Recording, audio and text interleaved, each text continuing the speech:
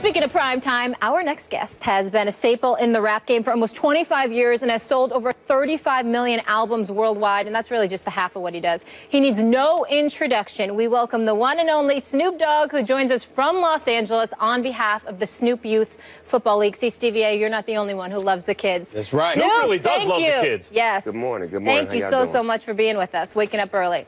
My pleasure. Let's talk about your Lakers, though. They're looking we're looking good. They're looking all right. How far can they go this season without the Mamba? I think we can at least get into the playoffs, and that's a great start from last year, only having 17 wins. I like the way we gelling. I like the way that we looking. I just don't think that we close. You know what I'm saying? We got to learn how to close. We got to finish teams all the way off and not let them have a chance to come back like last night. They allowed the OKC to try to creep back up on us. But I like the chemistry. I like what Luke is doing. And I feel like the fellas is going to figure it out sooner or later. Snoop, Stephen A. here. Good to see you, my brother. Good to see you, my man. What's up? What's up, family? Now, let me ask you this question. Is that a little bit of emotion talking right there? I mean, because I know you know your basketball, and I know you know your football, but is that a little bit of emotion considering what the Lakers have put you through over the last few years, and you just sitting there and you feeling good right now? Is that what we're hearing from you right now? I think it's 70% emotion. I'm going to keep it 100 with you. But then again, I'm looking at who we beat. We beat the Warriors. We beat the Thunder. We beat the Rockets. We're not beating the sorry teams. We beating the teams we're not supposed to beat. Hawks, too. Oh, hello. I mean, we beating top-tier teams, even though it's the beginning of the season, but it all matters because it builds that self-esteem and that confidence and that camaraderie with the fellas that we can do it on the road or at the house. Snoop, when you say we need to learn how to close, it reminds me, having done, Lakers radio basically for 5 years in L.A. just now, that Kobe fans and Lakers fans aren't always exactly the same thing. And some fans get conflicted like, damn, I really wanted Kobe to win, and without him, maybe we don't have. How much of you thinking about them closing has to do with Kobe not being on the team? Well, if he was on the team, we would have a closer. So now we're trying to figure out who is the closer, and what I like about it is that different guys are stepping into that role. You know what I'm saying? It's not a one-man team anymore. It's a full team, and we can rely on everybody, even the bench. So it's just building that character that we're going to need when it gets playoff time and when it gets later on into the season. So I'm liking what I'm looking at right now. Snoop, we'll get into you and Martha Stewart in a second because I need an explanation. I need an explanation of how you in the kitchen. Match made in heaven. I definitely need to talk. I love it. I definitely need to talk to you about that. But before I do that, Snoop, I got to take a moment to dime my man Max out. I don't know if you heard the blasphemy that has been coming out of this man's mouth, but he was talking a little smack about Kobe. He was talking about how Kobe had been awful the last 2 years. What, am I lying? And how all of that. Listen, even if Kobe was around, it would have been a detriment to these Lakers instead of a positive. I told him, other than the injuries, I don't want to hear what he's talking about. It's blasphemous. He should apologize to people like yourself, Cube, and the rest of the crew for the blasphemy coming out of his mouth. Cube and me already did this. Snoop Dogg, could you handle him, please? Could you handle him? Go ahead, Snoop. Max, I'm going to be waiting on you outside that door. You say one more thing about Kobe Bryant. Snoop, don't try to pretend like you thought he was good last year. It's not the thought of him being good. It's about if he wouldn't have had those injuries to go with his age, he would have still been at that level of, elite. But we look at what it is what it is. Kobe had a great outro season. You know what I'm saying? The record wasn't what it was about, but the love that he got from the people who he had crucified for so many years to stand up and give him love and respect and to appreciate what he had brought to the game. The venues that he had won championships in, the teams he had broke their hearts, they all had enough pride and enough courage to give him love and respect. And on top of that, I gave him a 1966 Pontiac Parasini for 20 years of love that he gave to my community and my city. We love Kobe. He can do no wrong in our eyes. Yeah, but by the way, let's be honest, too. They won 17 games because he was taking all the shots, and we got more draft picks because of that. Because you didn't have anything around him. Except for the time he dropped 60 the last game. It wasn't nothing around him. Now we have a full team. Thank you, Kobe, for shooting like that because you helped us get our new team. We appreciate you. Now, Snoop, let me get back to you in the kitchen. You and this kind of blew me away when I saw. First of all, I love Martha Stewart on television. Let me be very, very clear about that. Yes, sir. And then when she hooked up with you, I said, "What? What?" Yes. So how did this come about? A and B. Do you cook when you're at home, Snoop Dogg? Do you cook when you? I'm a real chef, Steve. So what it was, we both have a lot in common. I have kids and a wife, and I'm one of the best chefs, in my family or whatnot. So what it was, me and Martha, we had a lot in common. and our peoples decided to put us together. VH1 had a great idea. And, you know, our chemistry is magic when we on screen, and it was just a magic culmination. It was holy macaroni, then it became holy matrimony.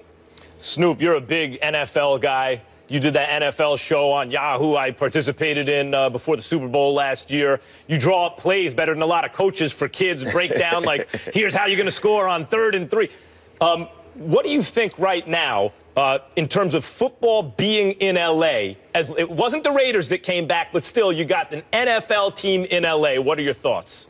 I'm loving it because the city of Inglewood is a beautiful place to house this football team.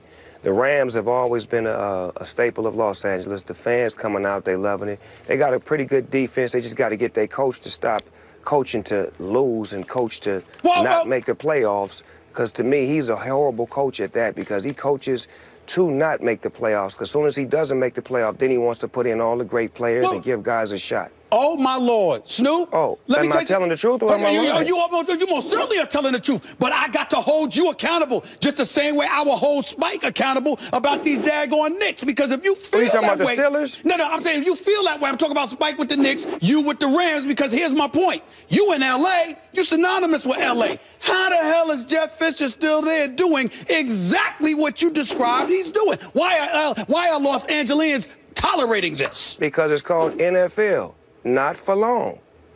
He's not going to be doing that for long. He's going to be out of here soon because we're not liking it. And I'm a Steeler fan, but I'm from L.A., so I have to take on the L.A. stigma.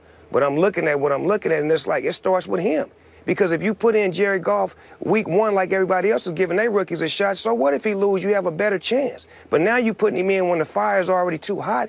You planning to lose. You're not planning to win. You had a playoff shot 2 weeks ago if you would have put him in. Snoop, speaking of the Steelers, we've been talking about how much credit or blame Mike Tomlin deserves for this year. In my opinion, Tomlin, he's my favorite coach, and he's one of the top, certainly 5 coaches in the NFL, maybe top 3 coach in the NFL. How much credit or blame does Mike Tomlin deserve for this year's Steelers team, which is not doing as well as people had hoped? I mean, when you're the head coach, you take all of the blame. That's just what comes with it. When you win it all, you get it all. When you lose it all, you take it all. And I feel like us losing Palomalo, us losing Dick LeBeau, us losing Martavius Bryant, players having issues before the season starts. There's a lot of undiscipline going on, and you have to fault the head man in charge. So if we can get all of that back in order and get the spirit of what we do, it starts from up top. Everything runs downhill from up top. So Coach got to get everything back in check. And once he does, then everything going to fall in place. I can appreciate where you're coming from because I said the same thing even though I got mad love for Mike Tomlin. But it's that damn secondary, Snoop. You and I are both Steelers fans. That secondary drives me crazy. It's been driving me crazy for about 4 years. I think me and you will be better. You playing safety, me playing cornerback, and we'll be all right. We get a whole lot of PIs, but we're going to be all right. There we go. There we go. Snoop, by the way, an ongoing debate on this show is that I say if the standard for testing in the NFL, you know, they're in bed with alcoholic beverage companies. They sell that during the commercial breaks. They're essentially business partners with them. Then they shouldn't be testing for marijuana, which is, after all, now fully legal, including recreationally in many states. If the standard is alcohol, you don't test for weed because all the studies say the same thing. Alcohol is actually worse for you than weed. What is your position on this subject? I'm curious. I can't imagine what it would be. My position is NHL, they don't test for marijuana. Major League Baseball, they don't test for marijuana. And basketball and NFL, they test for marijuana. The sports that are basically dominated by people that look like me and people that do what I do. So it seems like it's racially profiling going on because, like you said, they're in bed with the alcohol companies or whatnot.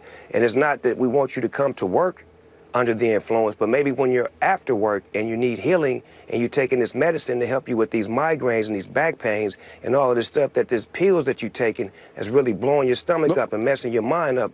So now you're taking something that's prescribed by a doctor. Maybe it's just a rubbing cream. Maybe it's an edible. It doesn't always have to be smoking. It's different ways of being treated through this medical cannabis. So I'm saying that if they're going to, you know, regulate for the right reasons and find out what it is about it that makes it work before you scrutinize it and talk bad about it, because it actually helps a lot of those Hall of Famers that have moved on from the NFL who were on prescribed drugs. Now they're on medical marijuana. They're able to walk, move better. And I know these guys are my friends. Some of them couldn't walk and couldn't do certain things until they got the medical marijuana, and now they're able to be back in position to take care of their grandkids and move around and do things that they want to do. Snoop, I'm going to holler at you. I'm going to give you the last word on this, but I get where you're coming from with that. Basically for medicinal purposes and things of that nature. Ain't no argument here. Yes. But at the same time, I think that people have misconstrued the point that I'm trying to make. So I'm going to make it to my man right here, right now.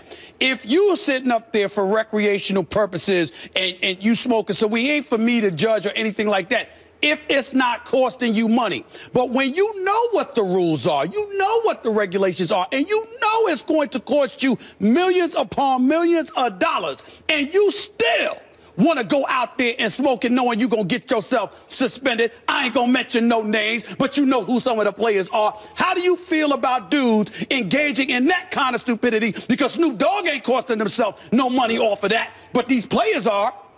See, Snoop Dogg don't have no commissioner to answer to. There we go. Snoop Dogg don't have no people to answer to. I'm my own commissioner. That's but right. When you're a part of a brand like the NFL, when you're a part of a brand that's been around before you've been around, and they have rules and regulations in place, you have to abide. And if you don't abide, they'll just remove you. That's all I'm saying. Take your money, and they'll replace you, and you'll just be on the sideline like, who was he? We don't care. There's someone just like you coming. You can't control a business that you can't control. You can control you, so you must be smart while you're in the business that they control. So regulate yourself and know if this is what you like to do, I'm going to do it when the season is over with. So that way when they, you understand me, testing me during the season, I'm going to be cool. Let me get an understanding to where I can't do it while I'm in this business, and I'll do it when I'm finished with this business. How about that? That's fair. Thank you so much. Snoop, Yes, I know sir. you're slow motion this morning, but we need you to go rapid fire here. These are some fan questions. Can Let's you go. answer them for us? Let's do Let's it. go. All right, this one is from True Trill Swag. He asked, what made you a Pittsburgh fan and why not Raiders or Rams?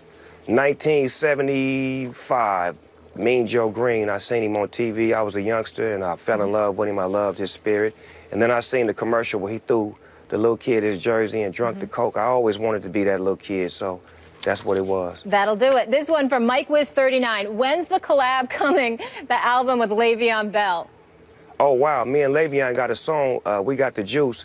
You understand me? I'm waiting on him to drop it. Hopefully we can get our wins on the plus side before we drop the song, because I would hate to put the song out with us negative. Yeah, not the gin and juice, just the juice. All right. Yes, sir. Damon Brooks asks, is Martha Stewart as cool as she seems? Martha Stewart is cool as ever. She's one of the sweetest ladies you ever want to meet, and she's very knowledgeable in the kitchen, and she's a very great teacher. All right, Rishi K asks, out of all the Laker championship teams, which one is the greatest? Greatest championship team, I would have to say 1987, or was it 88 when we went back-to-back, when Pat Riley told y'all, we'll be back, you understand me, so don't even clean the streets up. We'll be back here the same time, same place, same bad channel, same bad time. Baby Lakers on the come up there. This one from Sharon Elliott asking, does LeBron deserve to be in the NBA's top 5 ever? LeBron James, if he wins one more championship, he deserves to be in the NBA top 5 forever.